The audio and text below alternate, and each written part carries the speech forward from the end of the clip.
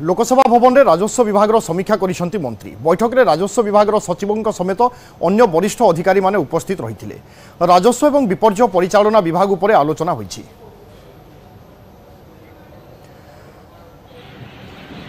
मंत्री माने विभाग दायित्व पाइबा परे निज निज विभाग में पहुंची विभाग कथा बा विभाग दायित्व बुझापी चेष्टा करिसेंती। आमे पूर्वरु देखुथिले क्रीड़ा मंत्री भाव में दायित्व पाइबा परे सूर्यवंशी सूरज हुंतु बा कृषि मंत्री भाव में दायित्व पाइबा परे केभी सिंहदेव हुंतु बा मिशन शक्ति भाव में दायित्व पाइबा परे उपमुख्यमंत्री प्रभाती परिडा मध्य निज विभाग समीक्षा करिसेंती। एवं एही क्रम में वर्तमान आमे आपनकु चित्र देखाउछु।